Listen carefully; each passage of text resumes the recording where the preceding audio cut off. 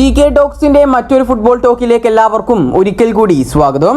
നിലവിൽ ഏതായാലും കുറച്ച് മണിക്കൂറുകൾക്ക് മുന്നേ തന്നെ ഇന്ത്യയുടെ ഫിഫ വേൾഡ് കപ്പ് ക്വാളിഫയേഴ്സിന്റെ സ്ക്വാഡ് പ്രഖ്യാപിച്ചിട്ടുണ്ട്. ഏതായാലും ഈ ഒരു സ്ക്വാഡ് പുറത്തുവിട്ടതോടുകൂടി കേരള ബ്ലാസ്റ്റേഴ്സ് എഫ്സിയുടെ ആരാധകർക്ക് ഒരു സന്തോഷ വാർത്തയുമുണ്ട്, കൂടാതെ തന്നെ ഒരു നിരാശ വാർത്തയുമുണ്ട്. ഏതായാലും നമുക്ക് വിശദമായ വീഡിയോയിലോട്ട് കടക്കുന്നതിന് മുമ്പായിട്ട് നിങ്ങൾ ഇതുവരെ ഈ ചാനൽ സബ്സ്ക്രൈബ് ചെയ്തിട്ടില്ല എങ്കിൽ കൂടുതൽ ബ്ലാസ്റ്റേഴ്സ് ISL അപ്ഡേറ്റുകൾ ലഭിക്കുവാൻ വേണ്ടി ഈ ചാനൽ ഒന്നെല്ലാവരും സബ്സ്ക്രൈബ് ചെയ്തു വെക്കാൻ ശ്രമിക്കുക. ആദ്യം തന്നെ നമുക്ക് ബ്ലാസ്റ്റേഴ്സിനെ സംബന്ധിച്ചുള്ള നിരാശ വാർത്തയിലേക്കൊന്ന് കടക്കാം.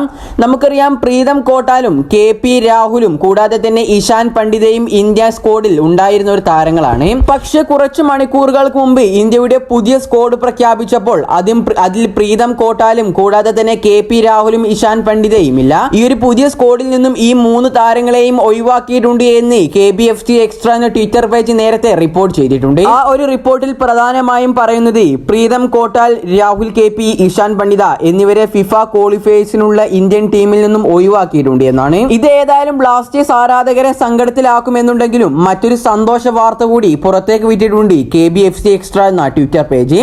Jeakson Singh has been called up of India FIFA world cup qualifiers എന്നാണ് പറയുന്നത്.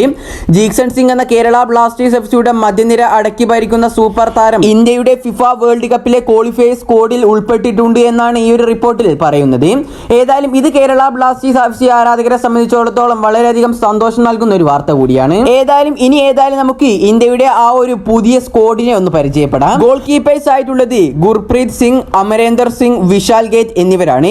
ഇനി ഡിഫൻഡേഴ്സിനെ നോക്കുകയാണെങ്കിൽ ആകാശ് മിശ്ര, മെഹ്താബ് സിംഗ്, രാഹുൽ ബേക്കെ, നിഖിൽ പൂജാരി, സുഭാഷിഷ് ബോസ്, അൻവർ അലി, ഗണേഷ് റണവഡെ, ജയ് ഗുപ്ത എന്നിവരാണ് ഡിഫൻഡേഴ്സായി ഇടം നേടിയിട്ടുള്ളത്. ഇനി മിഡ്ഫീൽഡേഴ്സിനെ നോക്കുകയാണെങ്കിൽ അനിരുദ്ധ് ദാപ്പ, ബ്രണ്ടൻ ഫെർണാണ്ടസ്, ലിൻസ്റ്റൺ കൊളാസോ, മഹേഷ് സിംഗ്, കൂടാതെ സഹൽ അബ്ദുസമദ്, സുരേഷ് സിംഗ് വാങ്കജം, ജീക്സൺ സിംഗ്, ദീപക് താങ്ക്രി, ലാലങ്കമാവിയ, റാൾട്ടെ, ഇമ്രാൻ ഖാൻ എന്നിവരാണ് മിഡ്ഫീൽഡേഴ്സായി ഇടം നേടിയിട്ടുള്ളത്. ഇനി മുന്നേറ്റ നിര അഥവാ ഫോർവേഡേഴ്സായി ഇടം നേടിയിട്ടുള്ളത് സുനിൽ ഛേത്രി, ലാലുവൻ സുവാല ചാങ്തെ, മൻവീർ സിംഗ്, വിക്രം പ്രതാപ് സിംഗ് എന്നിവരാണ് ഇടം നേടിയിട്ടുള്ളത്. ഏതായാലും ഈ ഒരു സ്ക്വാഡാണ് പുതിയ India FIFA world cup qualifiers സ്ക്വാഡായി പ്രഖ്യാപിച്ചിട്ടുള്ളത്. പക്ഷേ നിരാശ നൽകുന്നത് എന്താണെന്ന് വെച്ചാൽ കേരള ബ്ലാസ്റ്റേഴ്സ് എഫ്സിയുടെ സൂപ്പർ താരങ്ങളായ പ്രീതം കോട്ടാലും കൂടാതെ തന്നെ KP രാഹുലും ഇഷാൻ പണ്ഡിതയും ഒക്കെ ഇന്ത്യൻ ടീമിൽ ഉണ്ടായിരുന്നതാണ്.